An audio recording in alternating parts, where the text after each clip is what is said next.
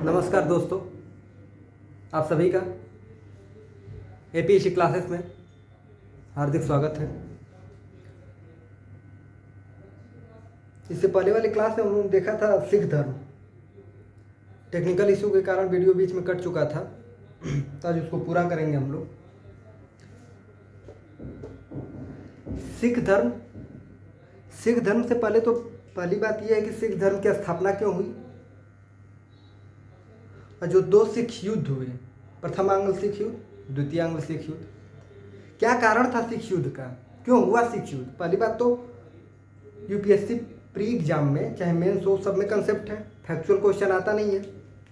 और वैसे भी प्री में भी देखा जाए तो 2020 वाले एग्जाम को ही देख लिया जाए तो आधुनिक भारत से कम 6 से 7 क्वेश्चन था। पूरा वो हिस्ट्री से अगर देखा जाए तो 19 क्वेश्चन था, 22 क्वेश्चन पॉलिटी से था। सबसे ज़्यादा इस बार कृषि वाले से था।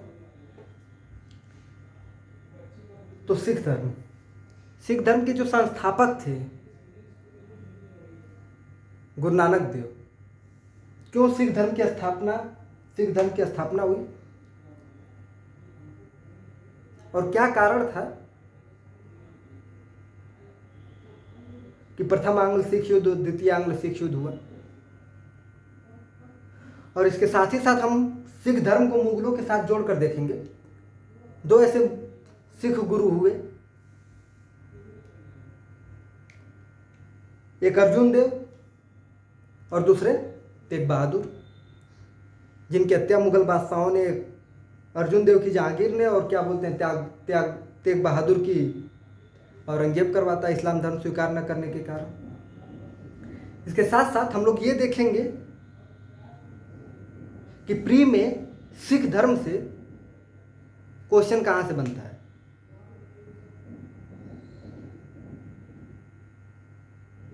तो आइए देखते हैं सिख धर्म।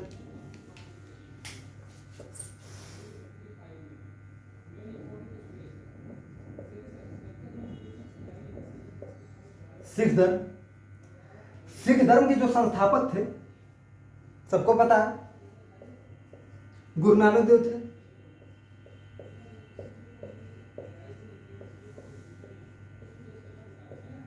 गुरु नानक देव सिख धर्म के संस्थापक तो हैं, सबको पता है। पहली बात तो ये कि फैक्चुअल क्वेश्चन जैसे ऑल वनडे में, तो पहली बात तो ऑल वनडे के एग्जाम में बैठना नहीं है। और दूसरा चीज की देख लिया जाए थोड़ा इनका बैकग्राउंड गुरु नानक देव के पिता माता कौन थे। इनके जो पिता थे उनका नाम कल्लू जी या कालू जी था। क्या नाम था? कल्लू जी या कालू जी। माता का नाम तृप्ता था। पत्नी सुलक्षणी। एक मिनट।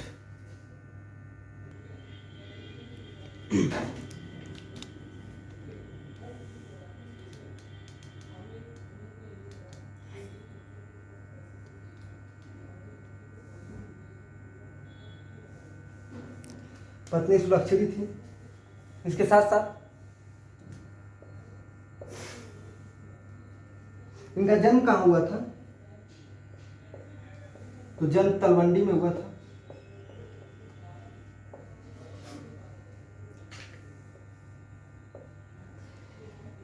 इनके शिष्य का क्या नाम था?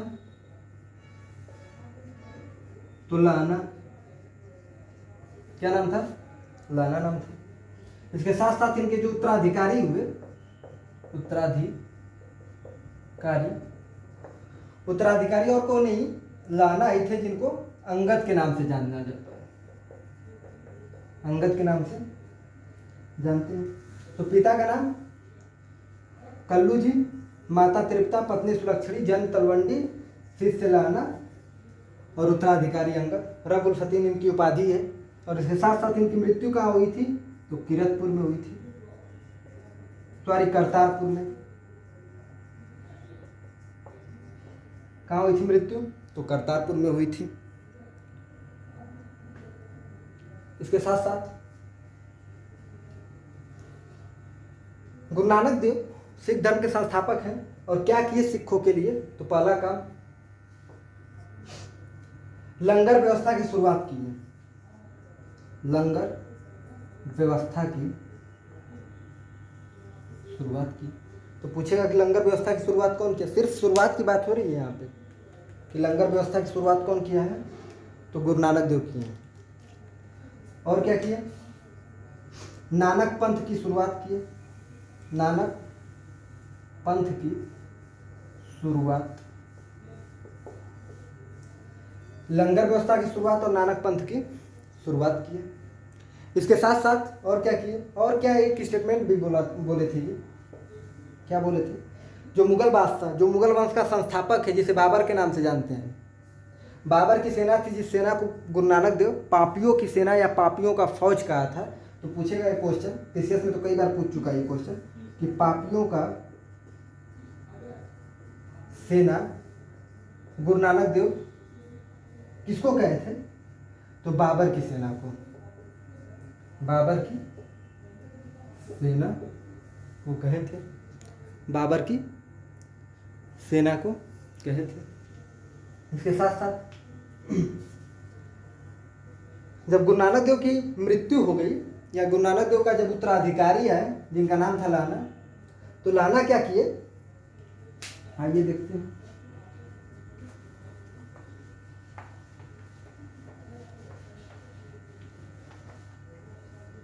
गुरु नानक देव के बाद जो दूसरे गुरु हुए उनका नाम था लाना, या इन्हीं को किस नाम से जानते हैं? अंगद के नाम से जानते हैं। अंगद के नाम से जानते हैं। अंगद क्या किए? सिखों के दूसरे गुरु हैं, पहला बात तो ये है। दूसरा, लंगर व्यवस्था को आगे बढ़ाया। लंगर व्यवस्था को क्या किए? आगे बढ़ाया। लाना के शिष्य थे जिनका नाम था अमरदास।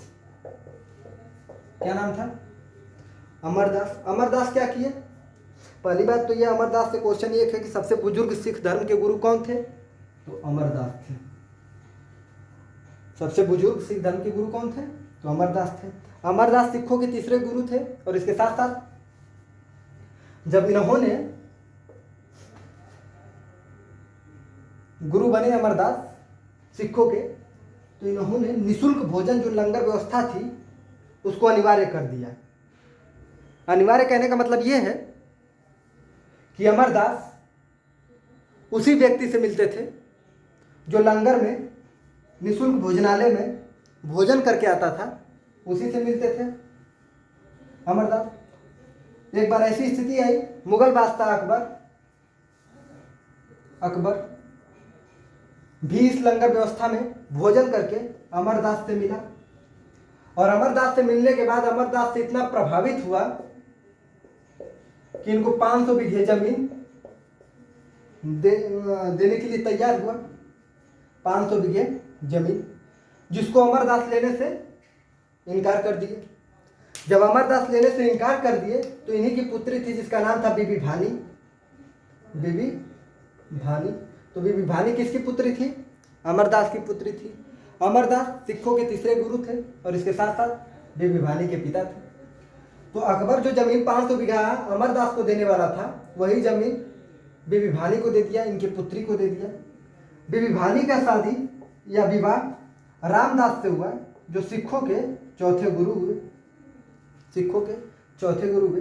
जब 500 बीघा बीबी भानी का हुआ, जब बीबी भानी का शादी रामदास से हुआ, तो ये 500 बीघा किसका हो गया? रामदास का होगा। ये 500 बीघा रामदास का तो हुआ ही, और इसके साथ ही साथ अकबर फिर इनको भी अलग से 500 बीघा जमीन दिया। तो 500 ये और 500 ये कुल मिलाकर कितना हो गया? 1000। और 1000 बीघे में एक शहर बसाया गया जिसका नाम था अमृतसर। अमृतसर को कौन बसाया था?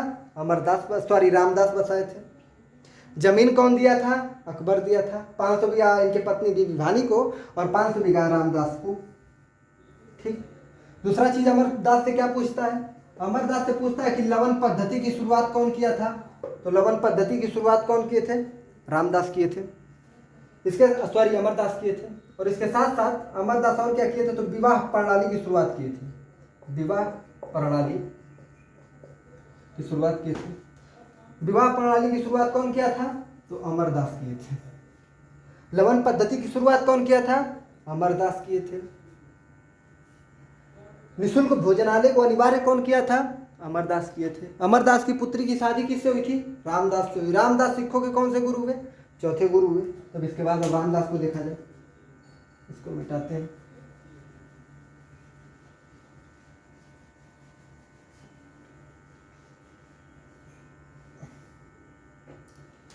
गुरु नानक लहना, लहना के बाद अमरदास को देखा, अमरदास के बाद अब रामदास। रामदास सिखों के चौथे गुरु हैं और इन्होंने अमृतसर शहर को बसाया है, जमीन पताई अकबर दिया है। रामदास और क्या किए? तो जब रामदास अमृतसर को बसाए थे तो उस समय रामदासपुर नाम इनका पड़ा था अमृतसर का, और इन्होंने जो गुरु का पद था उसको पैतृक कर दिया। तो क्वेश्चन पूछता है कि गुरु का पद कौन पैतृक किया था? तो रामदास किए थे। और रामदास के बाद जो सिखों के पांचवें गुरु बने उनका नाम था अर्जुन देव। अर्जुन देव। तो सिखों के पांचवें गुरु कौन थे? अर्जुन देव। अर्जुन देव क्या किए? ये जो अमृतसर था, अमृतसर में एक मंदिर का निर्माण किए जिसका नाम था स्वर्ण मंदिर या हरण शाम मंदिर। जब उस समय स्वर्ण मंदिर का निर्माण कर रहे थे अर्जुन देव, तो उसका जो नींव था वो मियाँ मीर कादिर डाले थे। मियाँ मीर कादिर। तो पूछेगा स्वर्ण मंदिर का नींव कौन डाला था? तो मियाँ मीर कादिर डाले थे। और इसके साथ साथ उसको निर्माण कौन कराया था? तो अर्जुन देव। कहाँ पे करवाए थे? अमृतसर। जब उस समय कराया था उस समय हरण शाम मंदिर के नाम से जाना जाता था और वर्तमान में अब स्वर्ण मंदिर के नाम से जानते हैं। वहीं पे अपने पिता के याद में रामदासपुर तालाब का या रामदास तालाब का निर्माण कराए। रामदास तालाब का निर्माण कराए। इसके साथ साथ 3 शहरों का निर्माण किए। एक शहर का नाम था करतारपुर, एक का नाम था तरन तारनपुर, और एक का नाम था हरगोविंदपुर। तो ये तीनों शहर कौन बसाया था? अर्जुन देव बसाए थे। सिखों के पांचवें गुरु थे। आदि ग्रंथ की रचना कौन किया है? तो अर्जुन देव किए हैं। तो आदि ग्रंथ की रचना कौन किया है? तो अर्जुन देव किया। अर्जुन देव मुगल बादशाह जिसका नाम था जहांगीर, जहांगीर के पुत्र का नाम था खुसरो। वैसे तो जहांगीर की कई पत्नियां थी जिसमें से एक पुत्र का जन्म हुआ, जिस पुत्र का जन्म हुआ उसका नाम था खुसरो। खुसरो के माता का नाम था मानबाई। खुसरो और मानबाई का जो खुसरो का जो संबंध था जहांगीर से, पुत्र पिता का तो था ही, लेकिन उन दोनों में बनती नहीं थी। खुसरो खुद सोचता था कि मैं राजा बनूं या मैं शासक बनूं या मैं सुल्तान बनूं। तो उसने अर्जुन देव से सहायता मांगी और अर्जुन देव सहायता भी की, जिसके वजह से जहांगीर रूठ गया, गुस्सा हो गया और अर्जुन देव को सजाए मौत दिया। तो पूछता है क्वेश्चन कि अर्जुन देव की हत्या कौन किया था? तो मुगल बादशाह जहांगीर किया था। खुसरो का मकबरा, एक क्वेश्चन ये भी है, खुसरो का मकबरा या मानबाई का मकबरा कहाँ पे है? तो इलाहाबाद में है, झलवा के पास। दूसरा चीज, तो अर्जुन देव की हत्या हो गई। अर्जुन देव की हत्या हुई तो इनके पुत्र का गद्दी पर बैठे जिनका नाम था हरगोविंद, इन्हीं के याद में हरगोविंदपुर शहर का निर्माण करवाए थे कौन? गुरु अर्जुन देव। अब देखिए हरगोविंद जब सिखों के गुरु बने, सिखों के 6वें गुरु बने, तो इन्होंने सिखों को सैन्य शक्तियां देना प्रारंभ किया। तो पूछेगा सिखों को सैन्य शक्तियां देने की शुरुआत कौन किया था? तो हरगोविंद किए थे। सिखों को मांस खाने की अनुमति कौन दिया था? तो हरगोविंद किए थे। किरतपुर की स्थापना कौन किया था? तो हरगोविंद किए थे। किरतपुर क्या था? तो एक शहर था जिसकी स्थापना हरगोविंद किए थे। 3 क्वेश्चन, सिखों को मांस खाने की अनुमति हरगोविंद। दूसरा, सिखों को सैन्य शक्तियां कौन देना शुरुआत किया? हरगोविंद। किरतपुर की स्थापना कौन किया? हरगोविंद। हरगोविंद के बाद जो सिखों के 7वें गुरु बने उनका नाम था हर राय। हर राय। तो हर राय के बारे में देखें।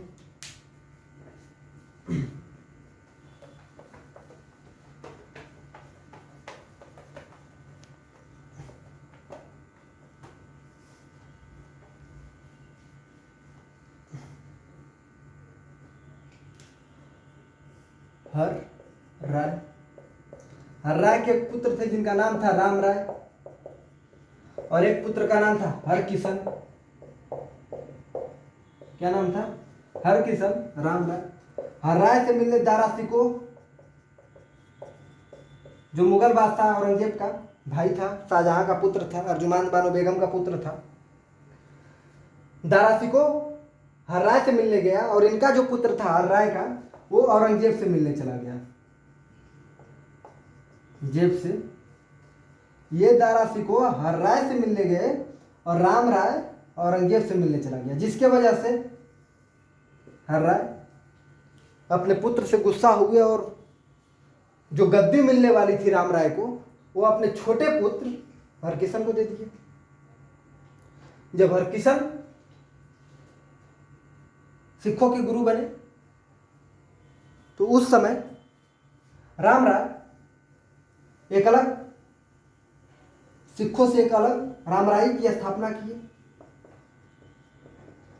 तो यहाँ पे देखा जा रहा है कि सिख धर्म विभाजित हो रहा है, लेकिन विभाजित होता नहीं है। तो रामराई की स्थापना कौन किए थे? राम राय।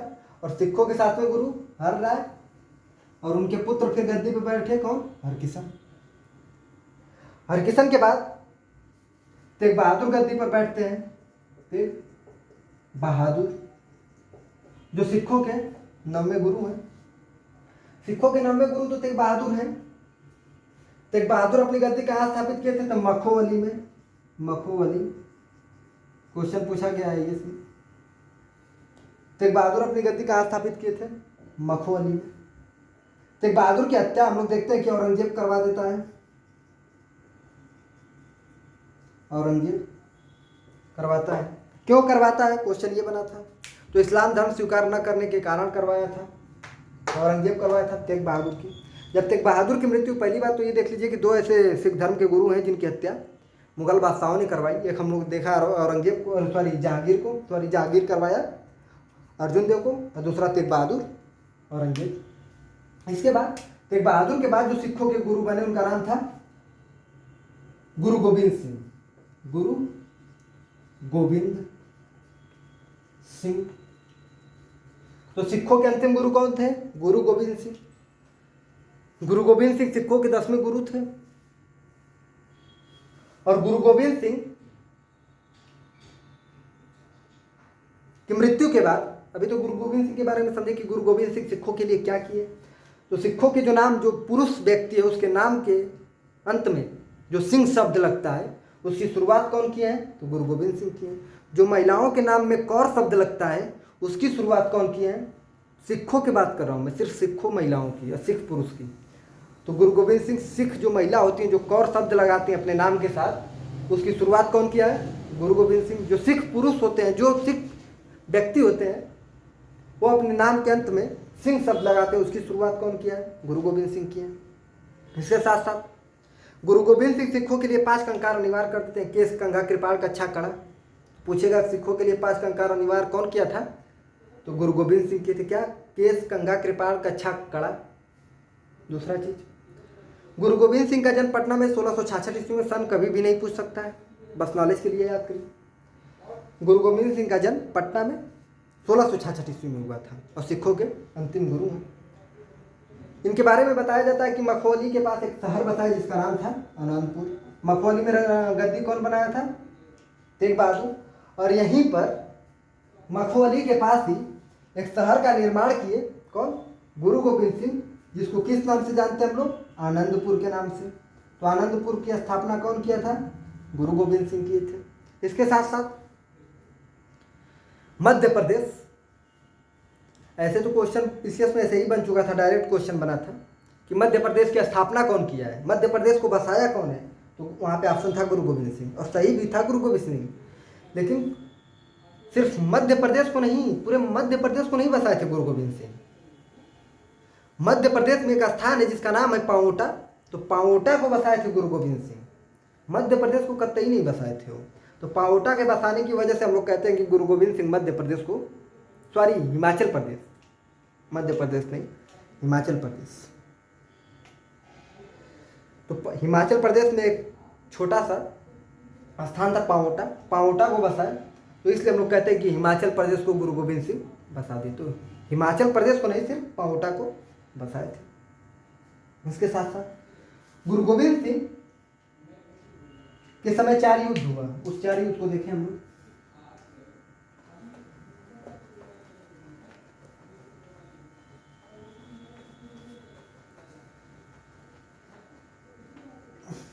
गुरु गोविंद सिंह के समय 4 युद्ध हुआ। नांदेड़ का युद्ध, नांदेड़ का युद्ध,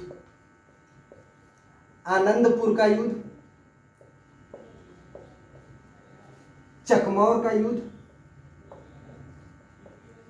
खिदराना का युद्ध। ठीक। नांदेड़ का युद्ध जब हो रहा था तो समय था 1690 ईस्वी, कभी सन नहीं पूछेगा। आनंदपुर का हो रहा था 1704 ईस्वी। चकमौर का हो रहा था 1704 ईस्वी। और खिदराना का जब हो रहा था 1705 ईस्वी। नांदेड़ का जब हो रहा था तो स्वयं गुरु गोविंद सिंह थे एक तरफ, गुरु खुद थे, और मुगल सेना आलिफ खां था, आलिफ खां। इसमें गुरु की जीत हुई, मुगल सेना की हार हुई। आनंदपुर का जब युद्ध हो रहा था तो गुरु गोविंद सिंह के 2 पुत्र थे। वैसे तो पुत्र 4 थे, लेकिन इसमें शामिल 2 हो गए थे। एक का नाम था फतेह सिंह और जरोवर सिंह। नेतृत्व कर रहे थे युद्ध का। एक तरफ मुगल थे। इस युद्ध में मुगलों की जीत हुई। फतेह सिंह, जरोवर सिंह यानी सिखों की हार हुई और इन दोनों को दीवारों में चिनवा दिया गया। तो क्वेश्चन बना कि सिख धर्म के अंतिम गुरु यानी गुरु गोविंद सिंह के 2 पुत्रों को दीवारों में चिनवा दिया गया। दोनों का नाम क्या था? तो एक फतेह सिंह, दूसरे जरोवर सिंह। चकमौर का युद्ध का समय आया तो 2 पुत्र और इनके बचे हुए थे गुरु गोविंद सिंह के। एक का नाम था अजीत सिंह और दूसरे का नाम था जुझारू सिंह। एक तरफ मुगल सेना थी, यहां पे इन दोनों की हत्या कर दी गई और मुगल सेना विजय हो गई। इसी स्थिति के साथ साथ खिदराना का समय आया 1705 ईस्वी में। यहां पे क्या हुआ? एक तरफ खुद गुरु थे और दूसरी तरफ मुगल सेना थी। इन दोनों के बीच समझौता हो गया और इसी स्थिति के बाद 1708 का जब समय आता है तो गुरु गोविंद सिंह की हत्या कर दी जाती है एक अफगान शासक गुल खान नामक पठान के द्वारा। तो कब उनकी हत्या कर दी गई? 1708 ईस्वी में, और गुल खान नामक व्यक्ति के द्वारा किया गया।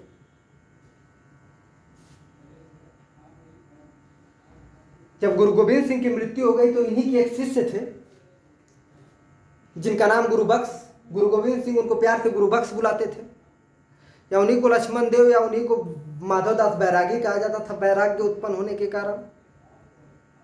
सिखों के पहले राजनीतिक गुरु कौन थे? तो वही थे, यानी गुरु बख्श थे या लक्ष्मण देव थे या माधवदास बैरागी थे।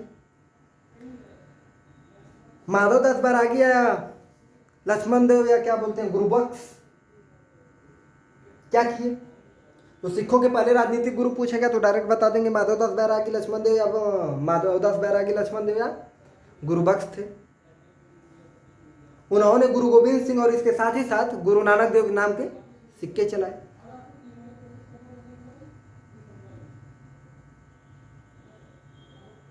इसके बाद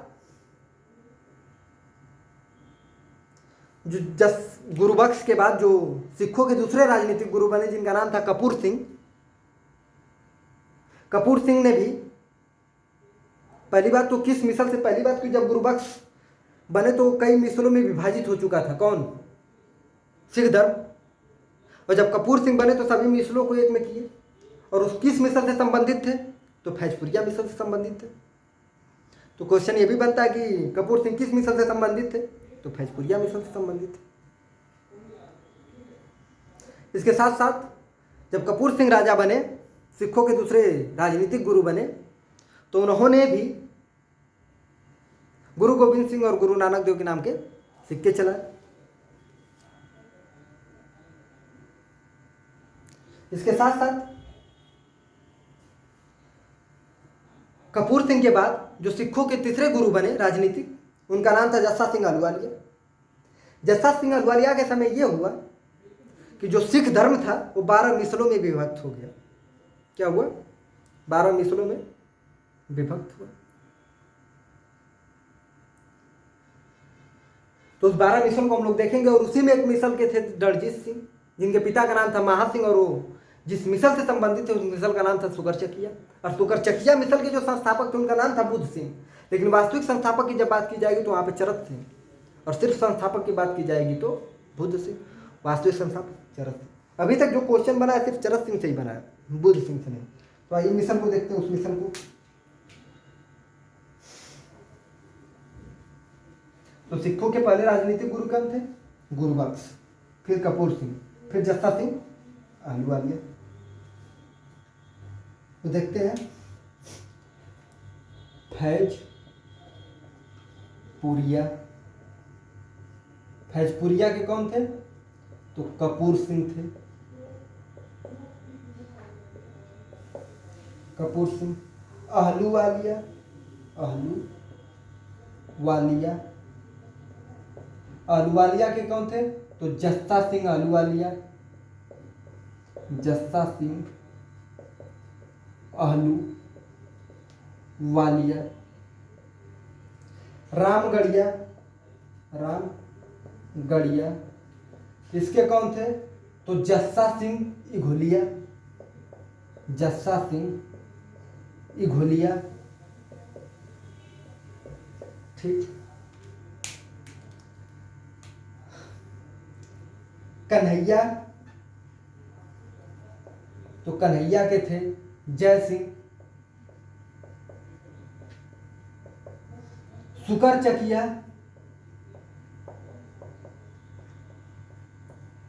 चरक सिंह, अभी हम लोग इसको करेंगे डीपली। फुलकिया, फूल सिंह। निशान वालिया,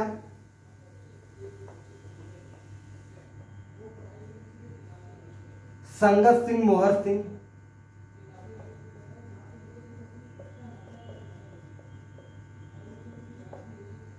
भंगी, हरि सिंह, भंगी हरि सिंह। नक्कई, हीरा सिंह।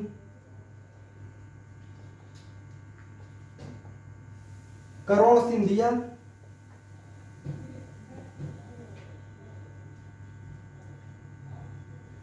करोड़ सिंधिया के कौन थे? तो बघेल सिंह, करोड़ सिंधिया, बघेल सिंह। शहीद दीप सिंह। एक था डल्ले वालिया, इसके थे गुलाब सिंह। 12 हो गया होगा। 1 2 3 4 5 6 7 8 9 10 11 12। तो ये 12 मिशन था। फैजपुरिया के कपूर सिंह, आहलूवालिया के जस्सा सिंह आहलूवालिया, रामगढ़िया के जस्सा सिंह इघोलिया, कन्हैया के जय सिंह, सुकरचकिया के चरक सिंह, फुलकिया के फूल सिंह, निशान वालिया के संगत सिंह मोहर सिंह, भंगी के हरि सिंह, नक्कई के हीरा सिंह, करोड़ सिंधिया के बघेल सिंह, शहीद के दीप सिंह, डल्ले वालिया के गुलाब सिंह। और इसी में से एक प्रमुख मिसल था जिसका नाम था सुकरचकिया, और सुकरचकिया के बारे में हम लोग डीपली करेंगे। अभी इसको मिटाते हैं।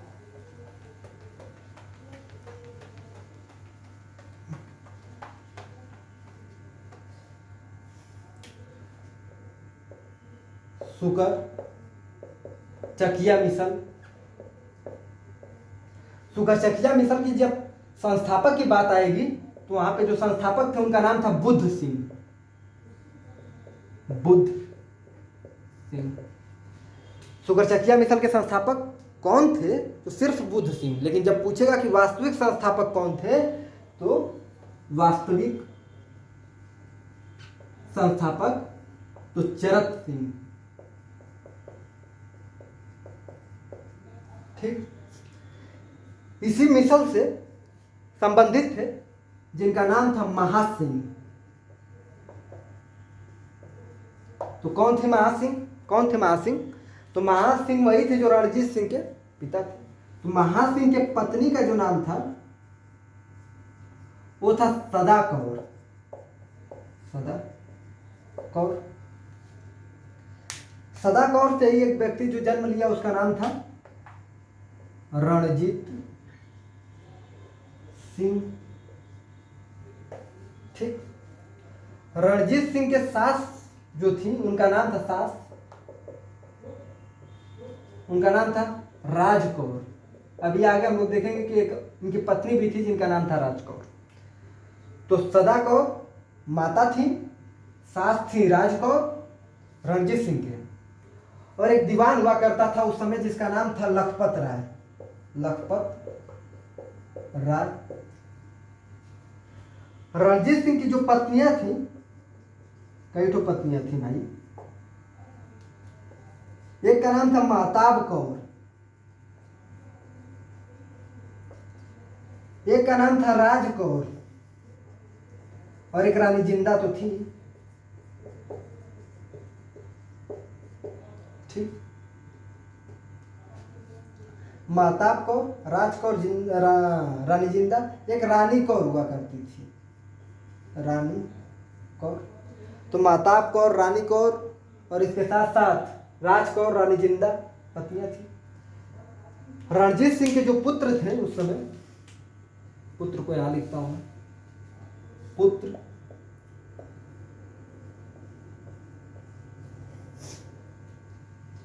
खड़ग सिंह,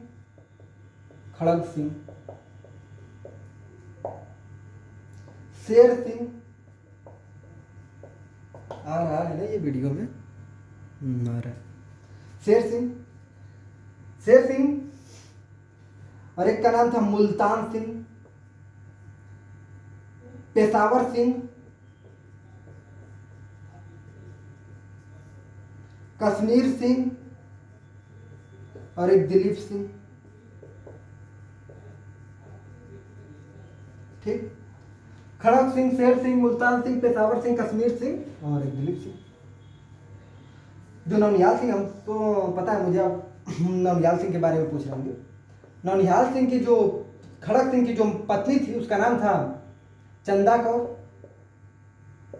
चंदा कौर। और चंदा कौर का जो पुत्र था उसी का नाम था नौनिहाल सिंह, जो रणजीत सिंह का क्या हुआ, पौत्र हुआ। हाँ देखिए, रणजीत सिंह जब राजा बने तो उस समय ये बालक हुआ करते थे। उस समय जो उनके प्रशासन संभाल रही थी इनकी माता थी सदा कौर, सास थी राजकौर और दीवान लखपत राय। जब ये उम्र की दहलीज में आए, जब राजा के बनने की, सभी शक्तियों को अपने आप में समाहित करने की जब क्षमता है इनके पास, रणजीत सिंह के पास, तो सारी शक्तियों को अपने पास लिए। और इसी स्थिति में एक अफगान शासक था जिसका नाम था जमान शाह। जमान शाह पंजाब पर आक्रमण करता है, और जब पंजाब पर आक्रमण करता है तो इधर से जाते वक्त चिनाब नदी में उनकी तोपें गिर जाती है, और रणजीत सिंह दूरदर्शिता का प्रयोग करते हुए उस चिनाब नदी से तोप को निकलवाता है और फिर जमान शाह को भिजवा देता है, जो इनका एंटी था, विरोधी था। रणजीत सिंह भिजवाते हैं, जिसकी वजह से जमान शाह इतना खुश होता है कि रणजीत सिंह को राजा की उपाधि देता है। तो पूछेगा राजा की उपाधि रणजीत सिंह को कौन दिया था? जमान शाह। दूसरा चीज क्या किया, रणजीत सिंह को राजा की उपाधि तो दिया ही, और इसके साथ ही साथ पंजाब पर इनका अधिकार भी स्वीकृत किया। तो पूछेगा कि रणजीत सिंह को पंजाब पर अधिकार स्वीकृत कौन किया? तो जमान शाह। और राजा की उपाधि रणजीत सिंह को कौन दिया? तो जमान शाह। रणजीत सिंह को तो राजा की उपाधि जमान शाह दिया, लेकिन राजा की उपाधि रणजीत सिंह भी 3 लोगों को दिए थे, सुचेत सिंह, ध्यान सिंह, गुलाब सिंह। ये क्वेश्चन बना हुआ है यूपीएससी में कि रणजीत सिंह किसको किसको राजा की उपाधि दिए थे? तो तीनों भाइयों को दिए थे। एक का नाम था सुचेत सिंह, एक का नाम था ध्यान सिंह और एक का नाम था गुलाब सिंह। तो क्वेश्चन बना हुआ, याद रखिएगा। फिर पूछेगा कि रणजीत सिंह के वित्त मंत्री कौन हुआ करते थे? तो उस समय दीनानाथ हुआ करते थे वित्त मंत्री। जब रणजीत सिंह एक स्टेटमेंट बोला करते थे, इनकी एक आंख नहीं थी, तो इन्होंने एक स्टेटमेंट बोला था कि मेरे ईश्वर एक आंख इसलिए ले लिए कि मैं सभी धर्मों को एक समान देखूं। तो स्टेटमेंट कौन बोला था? रणजीत सिंह बोले थे। जब जमान शाह आक्रमण करके राजा वाजा की उपाधि दे दिया और क्या बोलते हैं पंजाब पर इनका अधिकार स्वीकृत किया, तो इन्होंने फरीदकोट अंबाला पर आक्रमण किया। कौन? अंबाला पर, फरीदकोट अंबाला पर। यहाँ पे स्थिति ये हुई कि ब्रिटिशों ने रणजीत सिंह से एक संधि की जिसे अमृतसर की संधि के नाम से जानते हैं। तो पूछेगा ये क्वेश्चन नहीं कि अमृतसर की संधि किसके किसके बीच हुई थी, बल्कि क्वेश्चन ये बना कि अमृतसर की संधि एक तो रणजीत सिंह किए थे हस्ताक्षर, दूसरा व्यक्ति कौन था जो इस समय हस्ताक्षर किया? तो ब्रिटिश तो थे इस समय, लॉर्ड मिंटो गवर्नर जनरल हुआ करते थे, और इसी समय एक मेंटकाफ था जो अमृतसर की संधि पर हस्ताक्षर किया, और एक तरफ से रणजीत सिंह किए। तो पूछेगा कि अमृतसर की संधि पर ब्रिटिशों की तरफ से हस्ताक्षर कौन किया था? तो मेंटकाफ किए थे। मेंटकाफ को पत्रकारिता का मुक्तिदाता कहा जाता है। भारतीय पत्रकारिता का मुक्तिदाता किसे कहा जाता है? तो मेंटकाफ को कहा जाता है। जब रणजीत सिंह की मृत्यु हो गई, रणजीत सिंह को जो राजधानी बनाए थे, पहली बात तो ये कि रणजीत सिंह राजधानी किसे बनाए थे?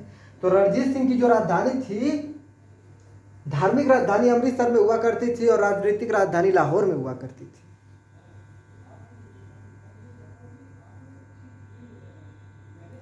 इन्होंने अपना जो क्षेत्र था उसको 3 भागों में बांटा था, पेशावर, मुल्तान और लाहौर में।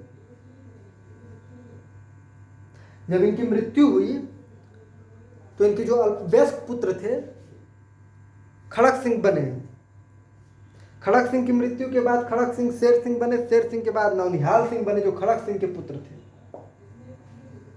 और नौनिहाल सिंह के बाद रणजीत सिंह के जो सबसे छोटे पुत्र थे जिनको दिलीप सिंह के नाम से जाना जाता है वो शासन किए, जो अल्पवयस्क पुत्र थे। जब दिलीप सिंह शासन किए तो इसी समय ब्रिटिशों ने पंजाब पर आक्रमण किया, और उस समय पहली जब सिख युद्ध हुआ, यहाँ से सिख युद्ध का आरंभ होगा। तो पहला जो सिख युद्ध हुआ 1845-46 ईस्वी में दिलीप सिंह और क्या बोलते हैं ब्रिटिशों के बीच हुआ। इसमें लाहौर की संधि हुई और मामला वहीं पर शांत हो गया। जब दूसरा सिख युद्ध हुआ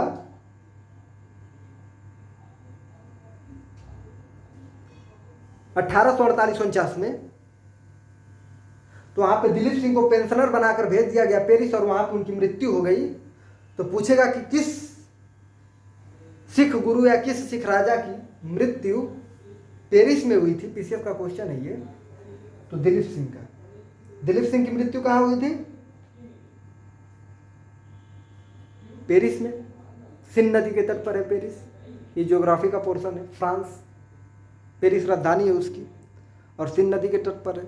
लंदन टेम्स नदी के तट पर हो, ज्योग्राफी का पोर्शन है। तो दिलीप सिंह पेरिस में इनकी मृत्यु हो गई। सुंदरों और सुंदरियों का देश कहा जाता है पेरिस को। सैंपन शराब बनता है फ्रांस में। तो ये सब पढ़ेंगे हम लोग वर्ल्ड हिस्ट्री में। पेरिस की संधि बहुत इंपॉर्टेंट है कि पेरिस की संधि किसके किसके बीच हुई थी। तो जब हम लोग कर्नाटक युद्ध पढ़ रहे होंगे तो वहाँ पे हम लोग देख रहे होंगे कि पेरिस की संधि होती है तृतीय कर्नाटक युद्ध में। तो आगे भी हम लोग करेंगे। तो दिलीप सिंह की मृत्यु कहाँ हो गई? पेरिस में। और अब यहाँ पे पंजाब पर ब्रिटिशों का अधिकार हो गया, और पंजाब को ब्रिटिश शासन के अंतर्गत मिला लिया गया। तो यहाँ पे हम लोग आज सिख धर्म और सिख साम्राज्य और सिख राज्य के बारे में समझे। इसी स्थिति के बाद, इससे थोड़ा सा पहले हम लोग मैसूर के बारे में समझेंगे कि मैसूर क्या क्या था। जो 4 मैसूर युद्ध हुए, क्या कारण थे उसके, तो अगले वीडियो में हम लोग कर रहे होंगे। तो प्रथम मंगल मैसूर युद्ध के क्या कारण थे, कि वहाँ पे मद्रास की संधि होती है। एक तरफ क्या बोलते हैं हैदर अली हुआ करता है और दूसरी तरफ ब्रिटिश हुआ करते हैं। दूसरा मैसूर युद्ध जब हुआ होता है 1780 से 84 के बीच,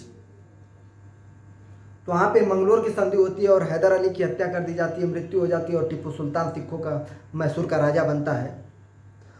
और तृतीय मैसूर युद्ध जब हो रहा होता है तो उस समय 1790 और 92 का समय हुआ करता है, जिसमें श्रीरंगपट्टनम की संधि होती है। और चतुर्थ मैसूर युद्ध में टीपू की मृत्यु हो जाती है और 1799 का समय होता है और मैसूर को ब्रिटिश शासन के अंतर्गत मिला लिया जाता है। और इससे भी थोड़ा सा पहले जब हम लोग पढ़ रहे होंगे तो वहाँ पे हम लोग देख रहे होंगे कि ब्रिटिश ईस्ट इंडिया कंपनी और क्या बोलते हैं फ्रांस की जो स्थिति थी, जिसकी वजह से 3 कर्नाटक युद्ध हुए।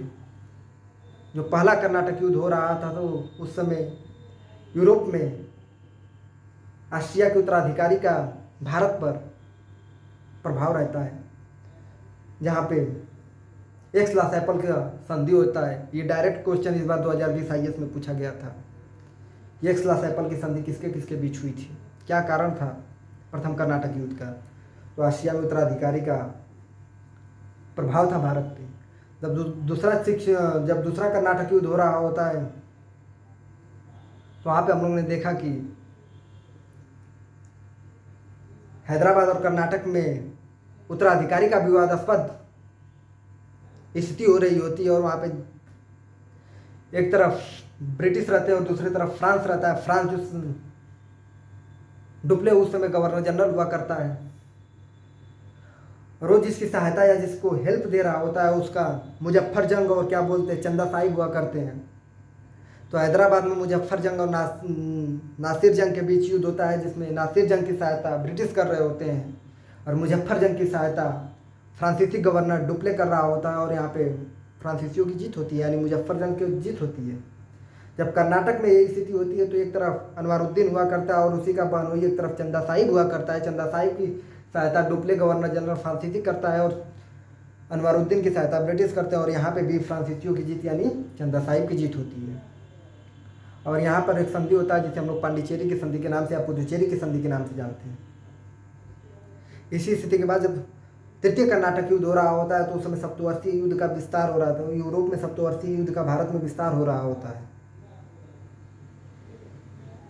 और यहाँ पे हम लोग देखते हैं कि पेरिस की संधि होती है और पेरिस की मृत्यु हम लोगों ने बताया कि दिलीप सिंह की हुई थी। तो ये कारण आगे हम लोग पढ़ लेंगे। फिर मराठा के बारे में पढ़ेंगे कि 3 मराठा युद्ध होते हैं। पहला मराठा युद्ध 1775 से 1782 के बीच होता है और उसमें सालबाई की संधि हो जाती है। द्वितीय मराठा युद्ध जब हो रहा होता है तो 1803 से 1805 का समय होता है और वहाँ पे बसीन की संधि हो जाती है। और तृतीय मराठा युद्ध जब हो रहा होता है 1817-18 का समय होता है, तो जब मराठों को ब्रिटिश शासन के अंतर्गत या ब्रिटिश साम्राज्य के अंतर्गत सम्मिलित कर लिया जाता है।